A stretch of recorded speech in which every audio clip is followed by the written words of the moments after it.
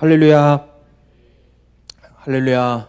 자, 무너진 성령의 전을 회복하라 라는 제목으로 하나님 말씀 전하겠습니다. 인디언들만을 상대로 선교를 하셨던 선교사님이 한 분 계셨습니다. 그런데 이 선교사님이 오랜 시간 동안 이 인디언들을 상대로 선교를 하시다가 드디어 아주 큰 결실을 맺게 됐습니다. 그건 바로 인디언들의 추장을 전도를 하게 됐습니다. 자, 추장이 이제 예수님을 만나고 하나님을 영접하게 됐어요. 그러고 나서 자신이 구원받은 것에 너무 감사해서 이 선교사님께 이제 하나님께 드릴 예물을 갖고 왔습니다. 뭘 갖고 왔냐면은 사슴 가죽을 갖고 왔어요. 그러면서 하는 말이, 선교사님, 우리 인디언, 우리 부족은 은혜를 입었으면 반드시 갚아야 합니다. 그래서 저는 예수 믿고 구원받았기 때문에 이 은혜를 갚아야 하기 때문에 이 귀한 사슴 가죽을 하나님께 바치기를 원합니다라고 바쳤습니다. 그런데 선교사님이 정말 뜻밖의 대답을 합니다. 이렇게 이야기하세요. 미안하지만 하나님은 그 사슴 가죽이 필요가 없으십니다. 자, 인디언 추장이 실망하고 집으로 돌아갔어요. 자, 그리고 나서 며칠 뒤에 다시 이 추장이 멋진, 이번에는 백마 한 피를 갖고 왔어요. 백마, 말을 갖고 왔어요. 그러면서 선교사님한테 하는 말이, 선교사님, 이 말은 우리 부족에서도 가장 높은 사람들만 타고 다니는 아주 귀한 말입니다.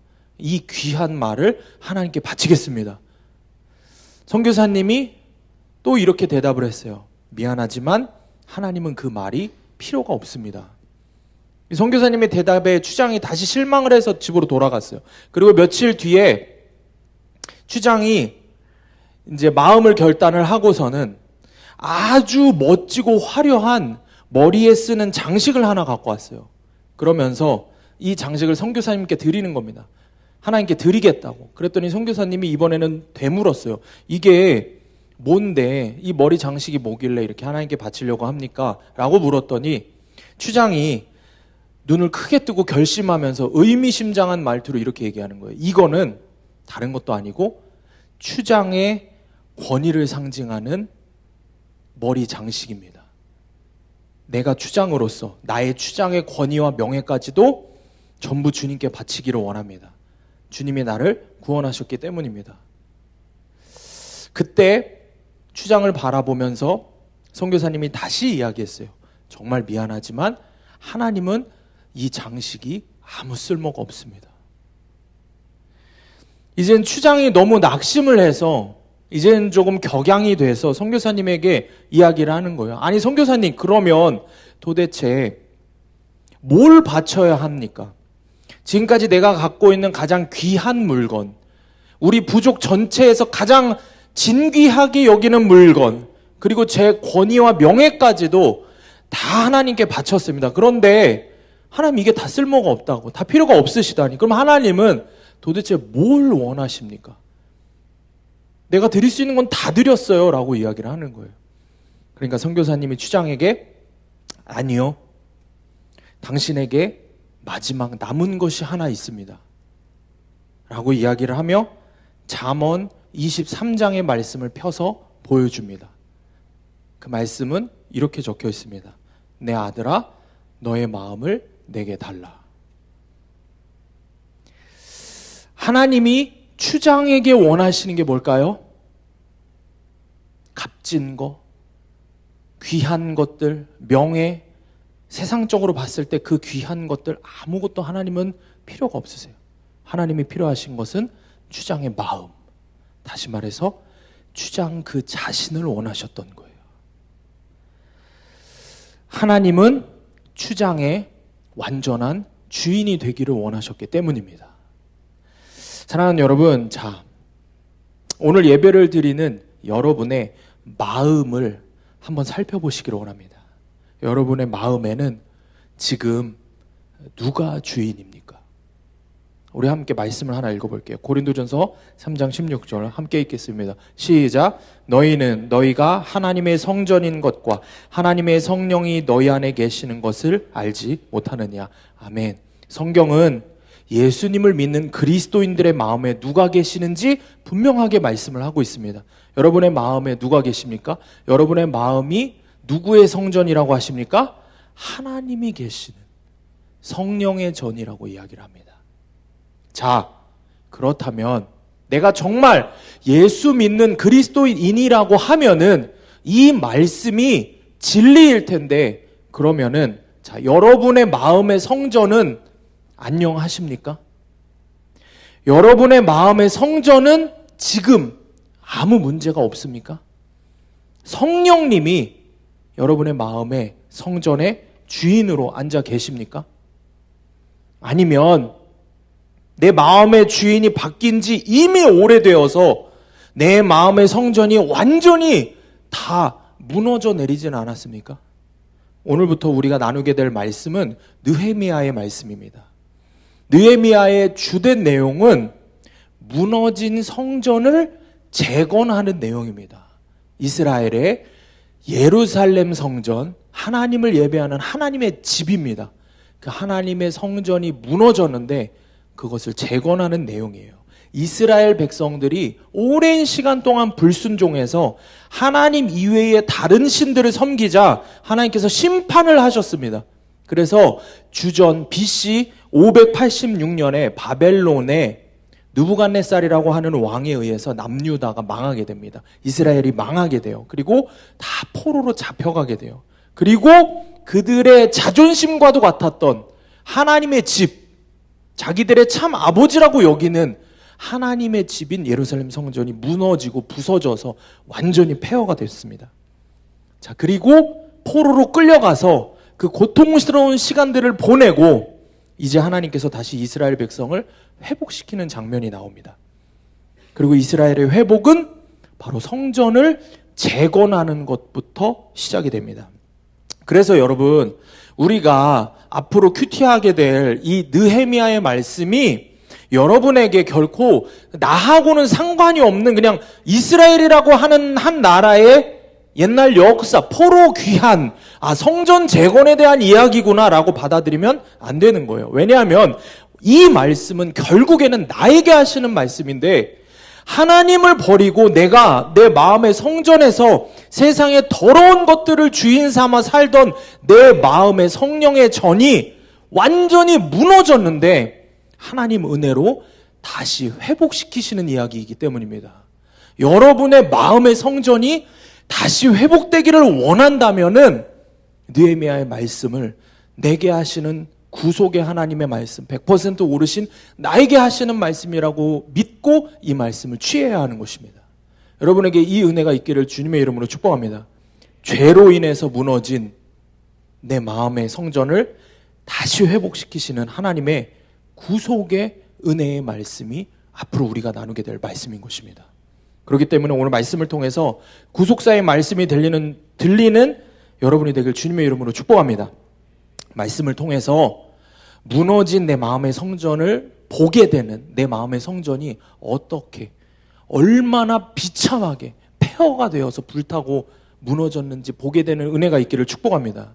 말씀을 통해서 무너진 내 마음의 그 성전이 그럼 어떻게 다시 회복되고 재건이 되어야 하는지 깨닫는 그 회복의 역사가 여러분에게 말씀을 통해서 말씀을 듣는 가운데 깨닫게 되는 은혜가 있기를 주님의 이름으로 축복합니다. 자, 본문의 11절과 12절 말씀 우리 함께 읽습니다. 시작. 내가 예루살렘에 이르러 머무른 지 사흘 만에 내 하나님께서 예루살렘을 위해 무엇을 할 것인지 내 마음에 주신 것을 내가 아무에게도 말하지 아니하고 밤에 일어나 몇몇 사람과 함께 나갈새 내가 탄 짐승 외에는 다른 짐승이 없더라. 자, 이게 느헤미야가 이제 고백을 하는 거예요. 느헤미야가 아닥사스다 왕이라고 하는 페르시아의 왕의 이제 술 맡은 관원장인데, 유대의 자기 나라의 성전이 불타 없어진 거에 힘들어하니까 그 왕이 이 느헤미야를 사랑해서, 야, 그럼 너네 나라 돌아가서 내가 너 유대의 총독으로 임명할 테니까 돌아가서 성벽을 재건해라고 그 이방의 왕을 통해서 하나님이 이스라엘 백성을 회복시키시는 거예요. 그런데 이 느헤미야가 그래서 예루살렘으로 돌아오는 거예요. 왕의 명령을 받고 돌아와서, 근데 가장 먼저 뭘 하는지 보셔야 돼요. 예루살렘으로 돌아와서 그가 사흘 동안, 3일 동안 조용히 지내다가 12절에 내 하나님께서 예루살렘을 위해서, 나의 하나님께서 우리를 살리실, 회복시키실 하나님께서 이 예루살렘을 위해서 무엇을 할 것인지 내 마음에 말씀하신 것, 내 마음에 허락하신 그 약속, 그것을 내가 아무한테도 말하지 않고 조용히 기다렸다가 이제 행동하기 시작한다는 말입니다. 자, 이게 무슨 뜻이냐? 느헤미야는 먼저 조용히 주님을 바라보면서 하나님의 인도하심을 구했다는 것입니다. 사랑하는 여러분, 회복의 시작은요, 이렇게 내가 뭔가를 나서서 하는 것이 아니라 먼저 내가 하나님 앞에 무릎 꿇는 시간이 있어야 합니다. 성경 학자들은 느헤미야가 11절에서 사흘 동안 가만히 있었다고 했는데, 이 느헤미야가 예루살렘에 돌아와서 사흘이라는 시간 동안 하나님 앞에 이전에 그가 했던 대로 기도했을 것이다 라고 추측합니다. 여러분, 여러분의 마음의 성전이 무너졌습니다. 여러분이 더 잘 알 거예요. 오늘 말씀을 통해서 내 마음의 성전이 어떻게, 왜, 어디가 무너졌는지를 깨닫게 될 텐데, 그 전에 마음의 성전이 무너진 것은 우리가 알고 있어요. 내가 주님 앞에서 결단했던 거, 주님 앞에서 약속하고 주님 앞에 울면서 회개했던 그것들, 지난 한 주간만 돌아보더라도 또다시 넘어지고 또다시 무너진 나의 모습, 여러분 그 모습으로 이곳에 나오지 않았습니까? 네, 말씀을 잘 들으시면 돼요. 느헤미야는 하나님 앞에 기도했습니다. 내 마음의 성전이 무너졌습니다. 여러분, 내 마음의 성전의 주인이 주님이 아니고 내 자아입니다. 이걸 어떻게 회복시켜야겠습니까? 가장 먼저 주님 앞에 조용히 무릎 꿇는 시간, 주님과 단둘이 있는 시간을 가져야 하는 겁니다. 여러분, 회개는 그렇게 시작하는 겁니다. 그렇게 주님 앞에 나와서 주님의 인도하심을 기다려야 하는 것입니다. 그러면 성령께서 말씀하시기 시작하고 성령께서 우리를 인도하시기 시작합니다. 여러분 안에 성령님이 계신 줄 믿습니다. 이건 우리가 믿어서 계시는 게 아니라 우리가 예수 그리스도를 나의 주인으로, 내가 십자가를 경험하고 하나님 나를 나의 주인이라고 믿는 그날에, 중생하는 그때에 성령께서 이미 내 안에 내주하십니다. 내 안에 오셨습니다. 근데 그 성령께서 여러분을 인도하시기를 여러분이 기다리며 기도해야 하는 것입니다. 그러면 주님이 여러분에게 말씀하시기 시작하고 인도하십니다. 그리고 성령께서 순종하라고 하실 때 우리는 그 말씀에 순종하면 되는 겁니다. 자, 그래서 이제 느헤미야는 하나님 앞에 3일 동안 그렇게 기도하는 시간, 성령의 인도하심을 구하는 시간을 가졌어요. 그러고 나서 이제 아무도 보지 않는 밤에 일들을 하기 시작합니다. 하나님의 일들을 하기 시작합니다. 성전을 다시 회복하는, 재건하는, 회복하는 일들을 시작을 합니다. 그래서 그가 밤에 하나님의 인도하심 아래, 자, 오늘 이제 우리가 나눌 성전의 곳곳을 둘러봅니다. 근데 그가 어디를 둘러봤는지, 그가 거쳐간 곳이 우리에게 주는 분명한 가르침이 있습니다. 왜냐하면 무너진 성전의 곳곳의 장소들마다, 그 장소들마다, 여기 기록한 장소들마다 어느 곳 하나 자신들이 저질렀던 죄가 스며들지 않은 곳이 없기 때문입니다. 느헤미야가 그래서 그 한 곳 한 곳마다, 그 가는 곳마다 상징하는 자신들의 죄들이 있기 때문에 그 죄들을 그대로 드러내고 오늘 말씀에 구태여 그 장소를, 우리가 알지도 못하는 이 장소들을, 왜 적었는지 모르는 장소들을 하나하나 적어나간 겁니다. 왜냐하면은 느헤미야서를 읽는 앞으로의 후대의 하나님의 사람들, 우리를 포함해서 모든 하나님의 백성들에게 잊지 말라는 겁니다. 우리가 하나님의 성전 곳곳에서 어떤 죄들을 지었는지, 얼마나 더럽고 추악한 죄들을 지었는지 절대 잊지 말라고 느헤미야가 오늘 말씀에서 그 곳곳마다 지나가며 그것을 알려주는 겁니다. 오늘 본문의 말씀을 따라서 지금부터 우리의 죄가 그대로 스며들어 있는 그 장소들을 함께 살펴보기를 원합니다. 13절 말씀 우리가 함께 읽겠습니다. 시작. 그 밤에 골짜기 문으로 나가서 용정으로 본문에 이르는 동안에 보니 예루살렘 성벽이 다 무너졌고 성문은 불탔더라. 아멘. 13, 14, 15절들을 보면은 계속해서 느헤미야가 여러 곳을 밤에 조용히 다녀요. 기도하고 나서 회복을 하고 재건하는데 가장 먼저 한 게 이거예요. 이유를 알아야 돼요. 분명한 이유가 있으니까 그 밤에 여기를 돌아다니는 거예요. 그 곳곳마다 무슨 의미가 있는지를 알아야 우리가 회복되는 거예요. 자, 그래서 첫 번째가 골짜기입니다. 이 골짜기는 어디냐면은 흰놈의 골짜기라고 불리는 곳입니다. 흰놈의 골짜기. 흰놈의 골짜기는 이것이 의미하는 것은 타락한 이스라엘의 왕들이 자기의 자식들을, 아들들을 불태워서, 산채로 불태워서 이방신들에게 바쳤던 곳입니다. 그게 이 골짜기입니다. 도를 넘어도 한참 넘어선 모습으로 우상숭배의 끝을 보여준 곳이 바로 이 흰놈의 골짜기입니다.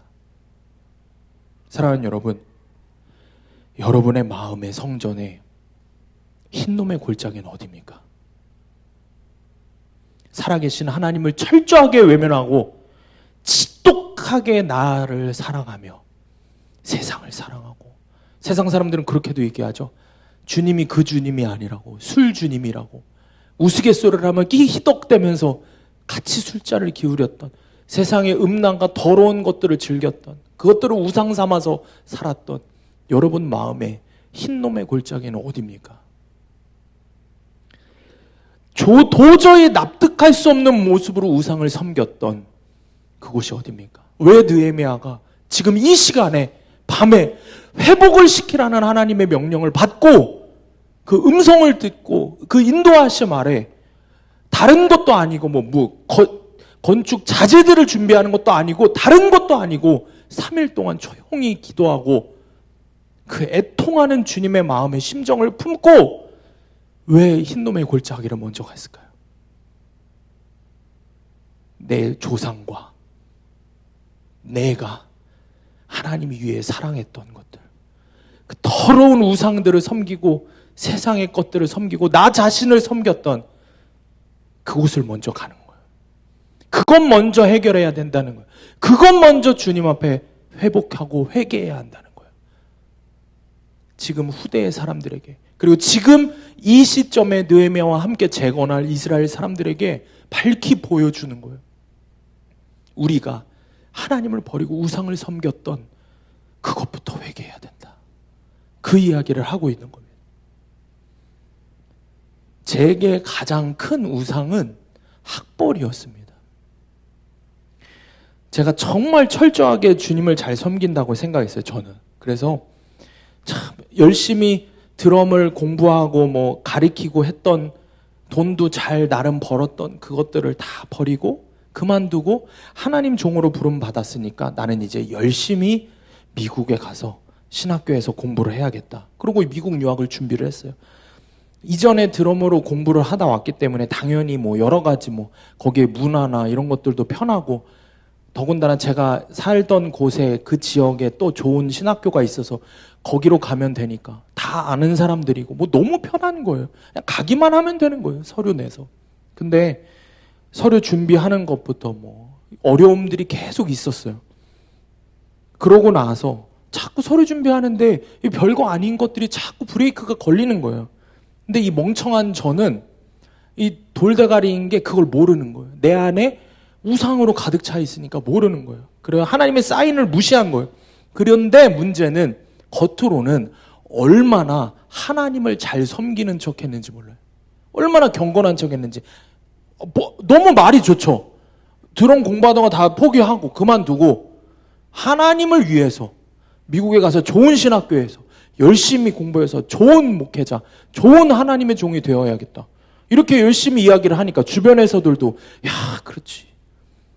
대단하다. 이런 소리를 열심히 듣는 거예요. 그런데 그렇게 열심히 준비해서 미국 학교에 입학 허가까지 받고 대사관에서 비자 신청을 했는데 비자가 이제 거부가 된 거예요.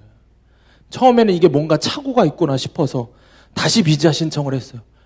비자 신청을 했더니 두 번째에서는 세상에 비자를 거부당하는데 1분도 걸리지 않는 거예요. 내가 이만큼이나 되는 서류들을 다 준비해 갖고 갔어. 그걸 다 냈는데 보지도 않고 내 이름 그 코드 넘버만 딱 찍더니 딱 이렇게 영사가 보더니 전 영사와 이전에 거부한 그 영사와 동일한 이유로 줄 수 없다. 그러고 딱 이제 거부한다. 그러니까 빠꾸하는 거야. 리젝트라 그래서 그거를 주고 그리고 셔터를 내려버리는 거예요. 더 이상 얘기하지 말라고. 저는 이게 얼마나 그렇게 거부를 당하고 나서 하나님을 원망했는지 모릅니다. 몇 날 며칠을 제대로 먹지도 못하고 하나님 앞에 새벽에 나가서 주님 앞에서 기도하는데 얼마나 제가 따졌는지 몰라요. 아니 제가 세상에서 잘 먹고 잘 살 수 있는 것도 다 포기하고 주님 위해서 산다고, 주님 종으로 산다고, 그래서 열심히 공부해서 좋은 목회자가 되겠다고 하는데 왜 하나님 나한테 이러시냐고 따지는 거죠. 그런데 그때 며칠이 지나서 주님이 제게 하신 말씀이 있어요. 제 마음 가운데에. 너 정말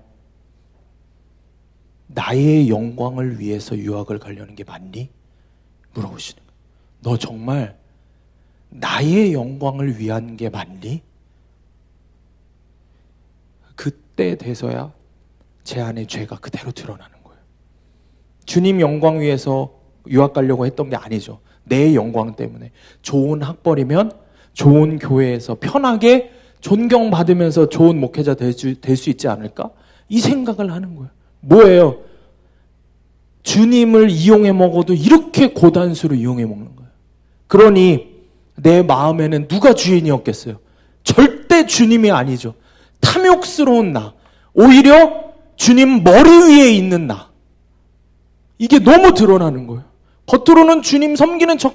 그러니까 이게 저는 얼마나 죄인 중에 죄인인지 여러분하고는 비교도 안 되게 정말 못된 죄인인 게 몇 겹의 가면을 쓰고 있는지 몰라요. 그러니까 믿음 좋은 사람들도 나를 보고 모르는 거야. 심지어 내가 내 자신도 속이는 거야. 그만큼 내 안에 탐욕으로 가득 차니까 나라는 우상을 열심히 섬기면서 사니까 그걸 모르는 거야. 그런데 고난의 사건이 예상하지도 못했던 사건이 찾아왔을 때 그때 내 믿음이 드러나는 거야. 믿음이 어땠어요? 믿음이 하나도 없는 거야. 뭐 하려고 그랬다고? 종의 길을 가겠다고. 근데 믿음이 하나도 없어. 타임머신 있으면 타고 가서 우리 혜림이가 얘기해 주면 되겠어. 100% 오르신 하나님이라고 얘기해 보세요.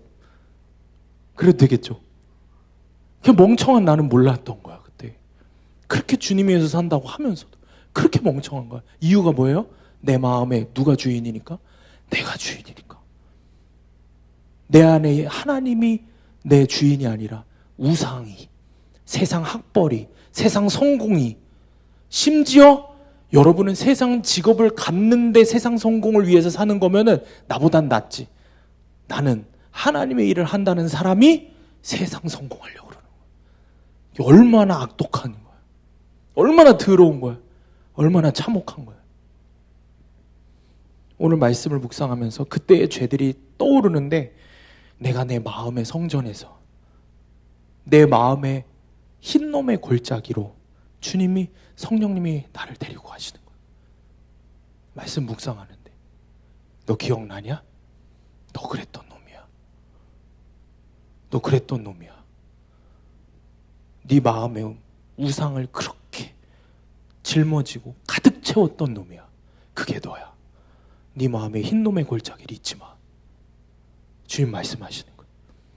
주님 보시는 그 앞에서 왕들이 뭘 했다고요? 자식들을 산채로 자기 아들들을 다 불태우면서 그 왜 그랬겠어요? 자기 잘 되려고 그 탐욕을 채우면서. 근데 그 왕들이 누구예요? 이스라엘 왕들이에요. 하나님 왕, 하나님 종들이에요. 근데 그들이 자기의 탐욕을 채우려고 어디에서?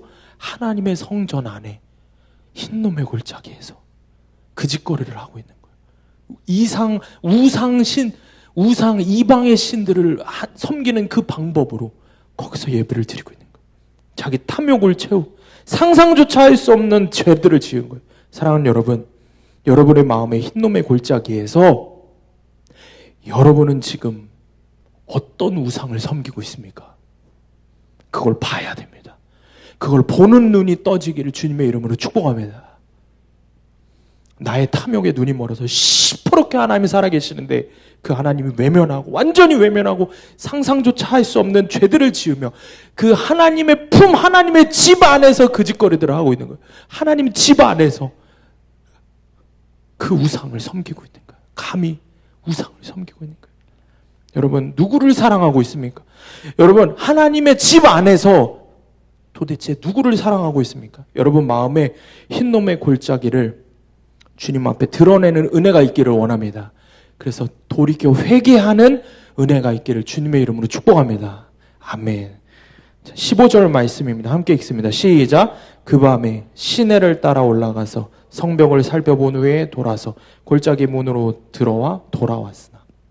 아멘. 15절에서 느헤미야가 그 밤에 어디를 따라 올라갔다고요? 시내를 따라. 여기 시내는 어디를 얘기하냐면 기드론 시내를 의미합니다. 기드론 시내가를 이야기합니다. 여러분, 이 기드론 시내가 어딘지 압니까? 다윗 왕이 자기의 아들 압살롬한테 배반을 당해서 눈물을 흘리며 건넜던 시내가입니다. 배반을 당했던 거. 또 우리 예수님이 사랑하는 자기의 제자에게 은30냥에 팔려서 배반당해서 마음 아파하시던 우시던 곳이 이곳입니다. 느헤미야가 이곳에 왜 갔을까요? 너희가 배반한 예수, 너희가 아무렇지도 않게 내다버리고 배반한 하나님, 그 기드론 시내가 그걸 찾으라고, 그걸 기억하라는 겁니다. 아무렇지도 않게 주님의 사랑을 알면서도 안면몰수하고 주님을 십자가에 못 박았던 그곳. 여러분 마음의 기드론 시내는 어디입니까? 여러분이 철저히 주님을 배반해서, 주님을 외면해서 주님의 마음을 아프게 했던 그 기드론 시내는 도대체 어디입니까? 제 마음의 기드론 시내는 제가 여러 번 이야기했던 고등학교를 자퇴하고 난 후 주님을 다시 만났을 그때였습니다. 정말 고등학교 자퇴하고 힘들어서 죽으려고 해도 죽을 줄도 모르고 그 용기도 없어갖고 결국에는 기도원에 굶어 죽겠다고 올라가서 기도하는 그때에 주님이 저를 만나주셨어요. 살려주셨어요. 그때 주님이 저를 만나서 살려주시면서 주님이 저를 사랑한다고 하셨던 그 말씀을 잊지를 못하는 거죠. 그런데 오늘 말씀을 준비하면서 다시 한번 주님이 깨닫게 하신 것은 주님이 나를 사랑하신다고 하면서 살려주셨지만 그때 나를 바라보시던 주님의 얼굴을 잊지 못하는 거예요. 나를 바라보시던 주님의 얼굴이 나를 바라보며 울고 계셨어요. 나를 사랑한다고 하시지만, 나를 용서한다고 하시지만 주님이 날 보고 울고 계셨거든. 내가 주님 앞에서 보름이 넘게 금식하면서 그렇게 주님 앞에 씨름을 하고 있던 그때에 처음으로 나왔던 기도가 이거였어요. 주님, 죽을 죄를 지었습니다. 이 고백을 하고 몇 시간을 그렇게 주님 앞에서 울면서 다 죄를 토해내고 났는데 주님이 나에게 내 마음 가운데 오셔서 내가 너를 사랑한다 말씀을 하시는 거예요. 주님이 나를 안아주시는데, 근데 내가 주님을 바라봤을 때 나를 바라보는 주님의 얼굴이 울고 계시는 얼굴이었어요. 그래서 내가 그때 주님 앞에 고백한 게 그거였거든. 내가 앞으로는 주님 그렇게 살지 않을게요. 주님 울지 않게 해드릴게요. 내가 주님 웃으실 수 있는 삶을, 주님 기뻐하시는 삶을 살게요. 내가 생명 다해 그렇게 살아볼게요. 그렇게 주님 앞에서 고백을 했었습니다. 정말 나를 보고 울고 계시는, 주님 앞에 감사해도 모자랄 인생인데 모태신앙으로 태어나서 믿음의 가정에서 자라서 정말 감사하게 자랐는데도 불구하고 내가 요즘에 사역을 하면서 더 많이 그런 걸 느껴요. 우리 학생 청년들 중에 신앙이 흙수저, 가족 구원을 위해서, 아니면 모태신앙이어도 가족에 믿지 않는, 믿음이 없는 부모님이나 형제들을 위해서 울며 기도하는 우리 학생 청년들을 보면서 그런 생각이 드는 거예요. 나는 진짜 쓰레기구나. 나는 진짜 그 은혜를 모르고 살았던 놈이구나. 정말 그냥 죽여버리셨어야 되는 게 나구나. 근데 주님이 죽이시지 않고 나를 살려주시면서, 근데 주님 보여주셨던 그 얼굴, 나를 보고 울고 계셨던 그 얼굴을 잊지를 못하는 거예요. 왜냐하면 내가 주님을 배반하면서 살았기 때문에. 그렇게 믿음의 부모님 밑에서 감사하면서 믿음을 지키면서 살 수 있는 삶이었는데 나는 거기서 주님을 원망하면서 살았구나. 주님을 더 사랑하지 않고 나 자신만 지독하게 사랑하면서 살았구나 라는 것을 깨닫게 하시고, 내가 주님을 얼마나 배반했는지를 깨닫게 하시는 겁니다. 자, 여러분은 어떻습니까? 여러분이 주님을 철저히 외면하고 배반해서 주님의 마음을 갈기갈기 찢어 놓았던 여러분의 마음의 성전의 기드론 시냇가는 어디입니까? 여러분이 주님을 그렇게 배반하고 외면했던 그 장소로 가시길 바랍니다. 주님을 외면했던, 감사할 것밖에 없는데 나보다 더 어려운 사람들, 아니 주님의 눈으로 보면은 주님 앞에 감사할 것밖에 없는데 불평불만하며 주님을 배반했던 그 기드론 시냇가가 어딘지 여러분 마음의 기드론 시냇가로 돌아가시길 바랍니다. 얼마 전에 한 청년과 상담을 했어요. 그렇게 하나님께서 사랑해 주신 거를 본인이 아는데 이 친구가 또 마음에 어려움이 찾아와서 그걸 다 까먹었다는 거예요. 하나님이 왜 나한테 이런 환경을 주셨는지, 왜 이런 가족을 주셨는지, 나의 왜 이런 환경과 상황과 이런 성격, 자기 성격도 싫고, 그래서 하나님도 싫고 교회도 싫고 공동체도 싫고 가족도 싫고 다 싫다는 거예요. 제 안에서 그 이야기를 듣는데 너무 속이 상하는 거예요. 속이 상해서 정말 아무 말도 해주고 싶지 않고 이 친구한테 그냥 혼을 내주고 싶은 거예요. 상담하면서 제가 마음속으로 주님께, 주님, 오늘은 제가 이 녀석 좀 혼 좀 낼게요. 아니 도대체 주님이 어떻게 지금까지 이끌어 오시고 사랑해 주셨는데 이렇게 배은망덕한 말들을 쏟아냅니까? 주님도 화가 나시죠? 그러니까 제가 오늘은 좀 혼 좀 낼게요. 그러고 막 혼을 내려고 하는데 제 마음에 갑자기 이 친구가 너무 사랑스러워 보이는 거예요. 방금 전까지 이야기한 거 들었을 때는 진짜 욕을 한 바가지를 해주고 싶은데 하지 않았습니다, 여러분. 아직 하기 전이에요. 욕을 한 바가지 해주고 싶은데, 막 혼을 내고 싶은데, 이 친구를 보는데, 이제 첫 마디를 해야 되는데, 말이 안 떨어지는 거예요. 그리고 이 친구가 너무 사랑스러워 보이는 거예요. 여러분 오해하지 마세요. 여자 청년인데 이성적으로 사랑스러워 보였다는 게 아니에요. 인간적으로는 정말 제 눈에 꼴도 보기 싫었어요.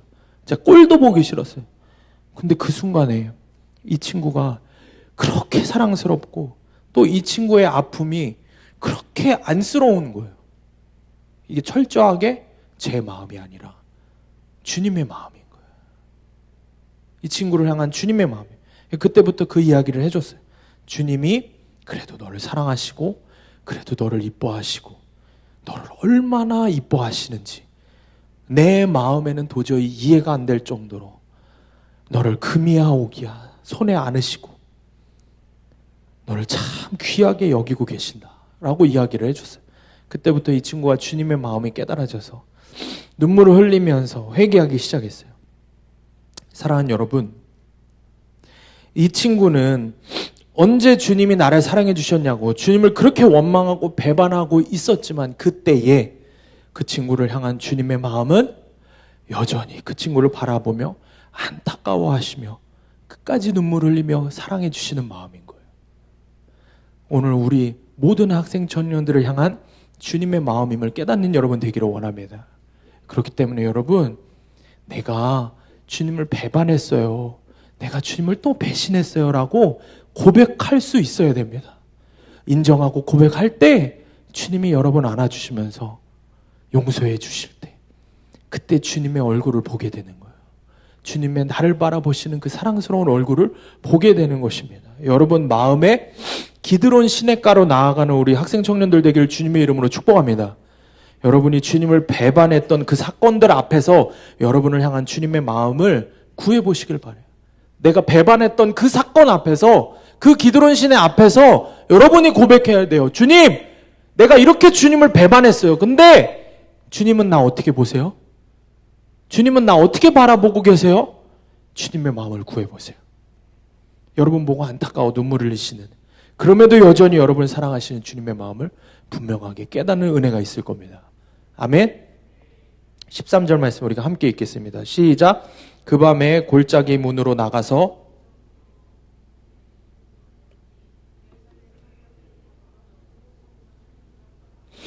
아멘. 마지막으로 우리가 살펴볼 무너진 내 마음의 성전은 13절의 본문입니다. 본문. 여기서 말하는 이 본문은 어떤 곳이냐면 당시에 쓰레기를 처리하던 쓰레기 하치장이에요. 쓰레기를 처리하던 곳. 자, 그럼 여러분 마음의 본문은 어디입니까? 다시 말해서 여러분의 마음에 정말 만지기도 싫은 더러운 쓰레기들, 바로 더러운 그 죄악들이 모여있는 곳이 어디입니까? 상상하기도 싫은, 숨겨져 있는 그 썩은 내 나는 죄악. 여러분, 내 마음의 본문에는 얼마나 많은 더러운 죄들이 가득 차 있는지 모릅니다. 여러분, 그걸 깨닫는 은혜가 있어야 합니다. 그게 겉으로 드러나지 않아서 여러분이 모르는 거지, 그게 드러나게 되면은 그 더러운 쓰레기 같은 죄에 참혹한 실상을 우리가 알게 되는 거예요. 드러나지 않았기 때문에 모르는 거예요. 그리고 그 참혹한 실상을 여러분이 알게 되는 은혜가 있을 때, 그래야 내 마음의 쓰레기와 같은 본문이 어딘지를 아는 은혜가 있어요. 내 안에 더러운 죄들이, 그 안에 무슨 죄들이 있는지를 알아야 그걸 주님 앞에 이야기하고 다 꺼내놓고 그걸 깨닫고 그 참혹한 실상을 보게 될 때 주님이 그때 그것을 치워주시는 겁니다. 그냥 아무 생각 없이 회개합니다. 잘못했습니다. 이렇게 기도해서 되는 게 아니에요. 여러분 마음의 성전에, 그 마음에 성령이 계시는 성전을 더럽히고 무너뜨렸던 마음의 본문이 어딘지를 알아야 되는 겁니다. 제가 지난 한 주 동안 아주 좀 힘든 시기를 보냈습니다. 왜냐면 한 아이 때문에 그랬어요. 새벽에 나와서 제가 기도를 하고 저녁에 금식 기도를 할 때도 도대체 이 아이 하나 때문에 마음이 편하지가 않은 거예요. 정확하게 이 아이에 대한 분노였어요. 어떻게 나한테 그렇게 함부로 말하고 행동할 수 있지? 아무리 나이가 어려도 다 알만한 녀석이 어떻게 나를 그렇게 대하지? 제 마음이 며칠 동안 이게 해결이 안 되는 거예요. 그러니까 며칠 동안 기도를 해야 되는데, 수련회를 위한 작정 금식 기도를 시작해서 기도를 해야 되는데, 기도라는 행위는 하고 있지만 제 안에 계신 성령님과 친밀한 교제가 이루어지질 않는 거예요. 전혀 기도가 터져 나오지는 않는 거예요. 근본적인 이유가 뭘까요? 그 아이가 저에게 했던 잘못들 때문일까요? 저는 그렇게 생각했죠. 근본적인 이유는 제 안에 쓰레기 같은 제 마음, 죄악된 마음, 영혼을 향한 미움이, 그 마음이 가득 차 있기 때문에, 내 안에 성령의 전이 더러운 쓰레기 오물로 가득 차 있기 때문에 성령께서 충만하게 임재하실 수가 없는 겁니다. 결국에는 그렇게 기도를 하다가 수요일 새벽에 주님께서 제 안에 이렇게 말씀을 하시는 거예요. 제 마음 가운데. 야, 네가 먼저 용서하고 네가 먼저 사과하면 되잖아. 그런데 너 못하겠지. 너 그 아이가 너한테 욕하고 떼쓰고 버릇없이 굴었다고, 그래서 화가 난다고 하지만 사실은 너 그 자존심 때문에 못한다는 거 아니야. 근데 너는 내 종이 아니냐, 그 말씀하시는 거예요. 그 말씀에 그대로 꼬꾸라져서 주님 앞에 회개하고 마음을 결단을 했어요. 수요일 날 저녁 예배가 됐는데 아이가 왔어요. 아이가 교회에 왔길래 바로 붙잡고 이야기했어요. 이런저런 이야기하지 않고 바로 이야기했어요. 아무개야, 목사님이 다 미안하다. 목사님이 다 잘못했다. 진심으로 사과한다. 잘못했다. 그제서야 제 마음에, 그러니까 아이가 뭐라고 반응하든 전 상관이 없었어요. 아이가 더 뭐라 그러든 승효 형한테 갈 거예요 이래도 상관없어요. 그래도 아무런 상관이 없어요. 또 저한테 욕을 해도 아무 상관이 없었어요. 마음에 이미 결단을 했으니까. 아이를 향한 그 미워하는 마음이 쑥 하고 빠져나가는 거예요. 그리고 제 마음에 그 아이를 향한 하나님의 사랑이 그제서야 폭포수같이 부어지는 거예요. 근데 여러분 놀라운 거는, 여러분 그 아이를 다 아시죠? 이야기하지 않아도 그 아이가 놀란 눈으로 저를 바라보며 마치 승효가 저를 바라보는 사랑의 눈길처럼 코를 만지는데 이야기하는 거예요. 아니에요 목사님. 정말 이렇게 얘기했어요. 아마 형도 누나도 못 믿을 텐데, 아니에요 목사님, 제가 잘못했어요. 땡땡땡이라고 욕해서 죄송해요. 그것까지는 얘기 안 해도 되는데, 제가 목사님 욕하고 덤벼서 죄송해요. 제가 잘못한 거예요. 이렇게 얘기하는 거예요. 놀랍죠? 사랑하는 여러분, 마음에 그 더럽고 추악하고 죄가 가득한, 쓰레기로 가득한 본문을 여러분 비우시기를 바랍니다. 여러분 마음에 그 쓰레기가 가득 차 있는 본문을 비워야 성령께서 채우시는 겁니다. 비워야 성령께서 충만하게 채워주시는 겁니다. 여러분 안에 얼마나 더러운 죄들이 있는지 깨닫고 주님 앞에 그것을 다 인정하고 순종하며 그 더러운 것들을 다 토해낼 때 그 빈자리에 성령께서 주님의 마음을 충만하게 부어주시는 겁니다. 그러니 사랑하는 여러분 마음에 본문이 있다는, 내 마음의 본문이 어디인지, 그 쓰레기로 가득 찬 것이, 내 자존심으로 가득 찬 곳이 어디인지 깨닫는 은혜가 있기를 주님의 이름으로 축복합니다. 그것을 깨닫고 그것을 주님 앞에 그대로 보여드리고 다 토해내고 하는 것부터 회복이 시작되는 겁니다.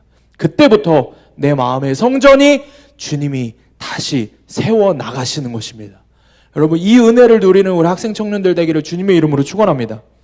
적용 질문입니다. 내 마음의 흰놈의 골짜기 기드론 신의 본문은 어디입니까? 여러분 마음 잘 묵상하면서 기도하고 하나님께서 여러분께 깨닫게 해주시면은 잘 나눠보시길 바랍니다. 반드시 입술을 열어서 고백해야 돼요. 서로 공동체에서 나눌 때 성령께서 들으시고 우리가 자백할 때 그는 미쁘시고 의로우사 우리를 모든 죄와 불의에서 깨끗하게 하신 겁니다. 이 은혜를 누리는 여러분 되길 축복합니다. 말씀을 맺습니다. 17절 말씀 우리 함께 읽습니다. 시작. 후에 그들에게 이르기를 우리가 당한 곤경은 너희도 보고 있는 바라. 예루살렘이 황폐하고 성문이 불탔으니 자 예루살렘 성을 건축하여 다시 수치를 당하지 말자 하고. 아멘. 느헤미야가 흰돔의 골짜기 기드론 신의 본문 이곳을 돌아다닌 이유가 뭘까요? 그리고 왜 지금 백성들 앞에서 뭐라고 이야기하냐면 17절에 불타고 완전히 회파된 성벽의 모습을 백성들에게 여과 없이 그대로 이야기를 하고 선포하는 거예요. 이것이 그들에게 무엇이기 때문에 그러냐? 17절 말씀에서처럼 이것이 그들에게 수치이기 때문에, 수치스러운 것이기 때문에. 그래서 느헤미야는 이 수치를 다 하나님 앞에서 드러내는 것이 성전 재건의 시작이다. 우리의 회복의 시작이다라고 이야기를 하는 겁니다. 건물을 다시 짓는 게 회복이 아니라 하나님 앞에서 돌이켜 회개하고 인정하고 나의 죄된 수치를 드러내는 것이, 인정하는 것이, 나의 연약함을 하나님 앞에 나아가서 우는 것이, 그게 회복의 시작이라고 분명하게 말씀을 하고 있는 겁니다. 하나님 철저하게 주인의 자리에서 몰아내고 우상 섬기고 배반해서 그분의 마음을 찢어놓고 그분을 무시하며 더럽고 추악한 죄들, 쓰레기 같은 죄들을 지었던 그 수치를 다 드러내라는 겁니다. 사랑하는 여러분, 여러분의 그 모든 수치를 하나님 앞에 드러내는 여러분 되기를 주님의 이름으로 축복합니다. 여러분 이거는 부끄러운 게 아니에요. 이거를 드러내지 못하는 게 부끄러운 거예요. 이거를 갖고 하나님 말씀 앞에 서지 못하는 게 부끄러운 겁니다. 여러분이 싸워야 할 대상은 여러분 자신임을 잊지 마시길 바랍니다. 주변에 있는 사람들 아니에요. 그 어느 누구도 아니에요. 내 자아와 내 자신과 싸워야 되는 거예요. 지독하게 하나님을 거부하는, 하나님 앞에 항거하는 내 자아와 싸워야 되는 겁니다. 그러므로 이 수치를 드러내는 것이 하나님 앞에 항복을 선언하는 것입니다. 내 수치 다 드러내고 인정하는 게 하나님 나 회복시켜달라고 하는 그 시작이 되는 겁니다. 그때 주님이 내 마음을 깨끗이 치우시고 내 안에 성령의 전을 다시 재건하실 줄 믿습니다. 미국에 부흥운동을 이끄셨던 D.L. 무디 목사님 계십니다. 근데 이 무디 목사님이 우리를 일컬어 뭐라고 얘기하셨냐면 우리는 깨진 바가지다 라고 이야기를 하셨어요. 왜? 나는 그렇게 은혜를 받고도, 그렇게 주님 앞에 회개를 하고도, 그렇게 주님 앞에서 결단을 하고도 왜 그렇게 쉽게 무너지는가? 나는 깨진 바가지이기 때문이다. 아무리 그 큰 은혜를 부어주셔도 깨진 바가지인 내 안에 은혜가 남아있을 수 없고 계속 밖으로 흘러가 버리는 거예요. 내가 깨진 바가지이기 때문에. 그렇다면 여러분, 질문 하나 하겠습니다. 여러분, 깨진 바가지에 물을 계속 담아둘 수 있는 방법이 한 가지 딱 있습니다. 그게 뭔지 아십니까? 깨진 바가지를 물통에 깊숙이 집어넣는 거예요. 이해가 가십니까? 깨진 바가지를 물통에 깊숙이 집어넣으면 그 깨진 바가지에는 물이 마를 날이 없습니다. 이해가 가십니까? 하나님의 은혜를 그렇게 부어주셔도 내 마음은 깨진 바가지여서 그 은혜를 다 흘려버리는데 그럼 나는 어떻게 해야 됩니까?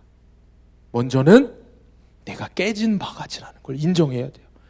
나는 깨진 바가지요, 내 마음의 성전은 이미 산산조각 나버렸다고 주님 앞에 인정하고 울어야 하는 겁니다. 그럼 그때 주님의 손이 나라는 바가지, 그 깨진 쓸모없는 바가지를 들어서 주님의 생수의 강에 깊이 집어넣으시는 것입니다. 내 마음의 성전이 나의 더러운 죄들로 인해 다 무너졌다고 주님 앞에서 인정하고 회개하면 주님의 손이 나의 성전을 회복시켜 가시는 것입니다. 아멘. 오늘 본문의 18절에서 우리 함께 읽겠습니다. 시작. 또 그들에게 하나님의 선한 손이 나를 도우신 일과 왕이 내게 이른 말씀을 전하였더니 그들의 말이 일어나 건축하자 하고 모두 힘을 내어 이 선한 일을 하려 하매 이스라엘 백성이 다시 일어나 힘을 내어 건축할 수 있는 시작이 무엇입니까? 하나님의 선한 손이 나를 도우셨기 때문입니다. 아멘. 하나님의 선한 손이 깨진 바가지 같은 나를 붙들어서 다시 그 당신의 품으로 생수의 강으로 깊이 집어넣어 주셨기 때문입니다. 그러면 우리가 뭘 해야 되겠습니까? 주님, 나는 깨진 바가지입니다. 나는 그렇게 은혜를 받아도 또 그 은혜를 다 잃어버린 깨진 바가지입니다. 그러니까 주님의 손이 아니면 나는 살 수가 없습니다. 주님의 선한 손이 나를 오늘도 붙들어 주셔서 주님의 생수의 강으로 깊이 집어넣어 주시지 않으면 나는 살 수가 없습니다. 내 힘으로는 해결이 안 됩니다. 내 능력으로는 아무것도 안 됩니다. 내 힘과 능력으로는 세상의 유혹, 술, 담배, 음란, 죄들을 이겨낼 수가 없습니다. 그런데 주님, 내가 그렇게 살고 싶은데 그럼 어떻게 해야 됩니까? 내 이 연약함 그대로 주님 앞에 그대로 나아가는 거예요. 내 마음의 성전이 지난 한 주 동안 또 무너졌어요. 음란에 무너졌어요. 질투에 무너졌어요. 술, 담배에 무너졌어요. 세상 더러운 것들에 또 무너졌어요. 주님, 이 무너진 성전 갖고 주님 앞으로 나아가는 겁니다. 주님 앞에 나아가서 주님 앞에 그것들을 다 내어드리고 보여드리며 주님, 제가 이랬습니다. 나란 놈이 이런 놈입니다. 이걸 고백해야 됩니다. 고백할 때 주님의 선한 손이 나를 붙드십니다. 성령께서 나를 붙드셔서 나를 다시 회복시키시는 거예요. 주님의 품으로 깊이 집어넣어 주시는 거예요. 이런 은혜가 있는 여러분 되길 주님의 이름으로 축복합니다. 아멘. 여러분, 용기를 내시길 바랍니다. 내가 두려워하지 않을 것은 주께서 오늘도 나와 함께 하심이라. 아멘. 내가 그 어떠한 시편에 우리가 묵상하는 고백처럼 어떠한 것들이 나를 우겨싸고 해를 당할 것을 내가 두려워하지 않으면 주께서 오늘도 나와 함께 하심이라. 아멘. 주님, 오늘도 이 기도의 자리에서 말씀을 붙들고 나갈 때 두려워하지 마세요. 자존심 세우지 마세요. 아무것도 필요 없어요. 정말 중요한 건 주님 앞에 나아가서 내 모습 이대로, 이 더러운 다 무너져버린 성령의 성전, 이걸 그대로 들고 나가서 주님 앞에 우는, 주님 앞에 매달리는 여러분 되길 주님의 이름으로 축복합니다. 우리 함께 기도합시다.